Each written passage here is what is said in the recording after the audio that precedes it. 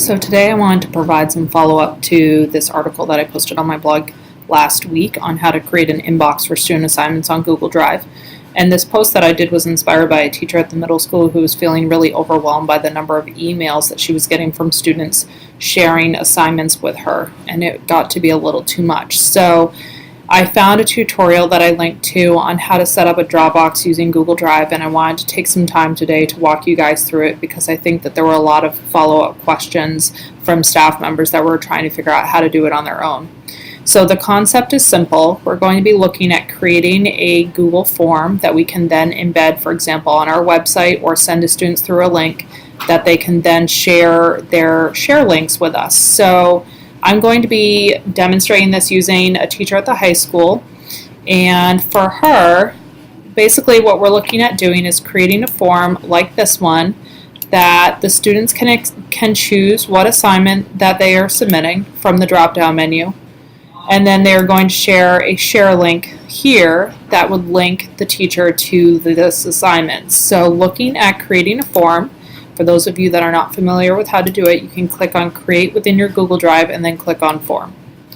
Once you have the new form opened up, I usually, especially for this purpose, like to collect the respondent's username, and that basically means that you don't have to ask them what their name is. As long as they're logged into their Bonnie Eagle Gmail account, then they can submit through this form, and it will record that so that way I know which email address was doing each submission. For her, I'm going to set it up so that the student would actually select which assignment that they are submitting for grading. So this whole list here can be easily generated if you're the kind of teacher that puts in all of your assignments into Infinite Campus at the beginning of the quarter and then copies it to the next quarter or trimester. Within Infinite Campus, you can click on View Tree and then select from the list any of the assignments that you might be including in this Google form. And then, as an example, I will add in a new question type. I'm going to have them choose from list.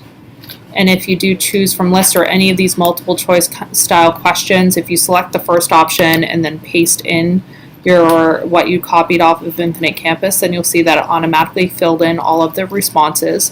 So this is really useful, again, for those of you that have one set of assignments that you seem to always pull from. Even if you don't necessarily use every one of these assignments every quarter, it would at least give them some room to work from. And you can also, if you choose one of the multiple choice types, then you can also turn on an other category that would let them fill in the blank.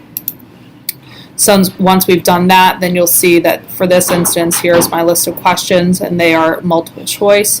For this one up here, I have the drop-down menu, choose from list. Then the second question that you want in this Google form is a link to the assignment.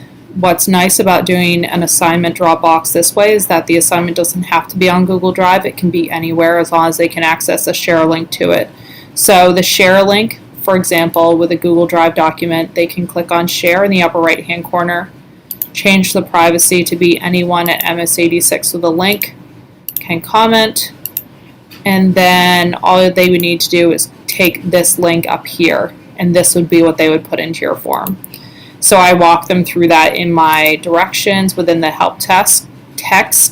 I also, for this particular question, have turned on some advanced settings. I can go in and turn on that the text has to be, if I use just the text setting, then I can turn on data validation. That would mean that the text has to be a URL. So please enter a URL in this field to proceed. And that will just give them a little bit of a catch that if they haven't put an actual URL that you can click on into this field, then it won't work. So we'll just hit done. The field itself doesn't look long enough, and it's really not, but all the text that they pasted into it will still display to you. So all that does by using the text field is allow us to turn on that data validation to include the URL as a requirement. So once we've done that, then looking at our live form, this is what the live form would look like. So as a student, I could come in and paste in my responses. I could have it email me a copy of my responses, which For this particular field, I have it set up so for this form that the respondents can edit their responses. So at the high school level, they will get an email. If they select this, they'll get an email that would let them edit their responses later should they need to change that link at all. For the most part, at the middle school, you can't do this because it's an outside email and the students won't get it. So we'll just hit submit. And then from the teacher's side, looking at view responses, we'll get a spreadsheet, and this spreadsheet has what assignment it is, what the student's username was, and then here's a link to the assignment. So as a teacher, I would click on here, open up the assignment in the new window, and because I'm logged in as me and this is my document, we're seeing all the editing tools, but normally it would just give us the ability to comment based on the privacy settings that we had set forth here. So from a teacher's perspective, this can be a lot less daunting than getting a whole slew of emails with various share links. It also means that if the student has named a file in a way that you don't necessarily understand, you won't have to dig through your Google Drive in order to figure it out.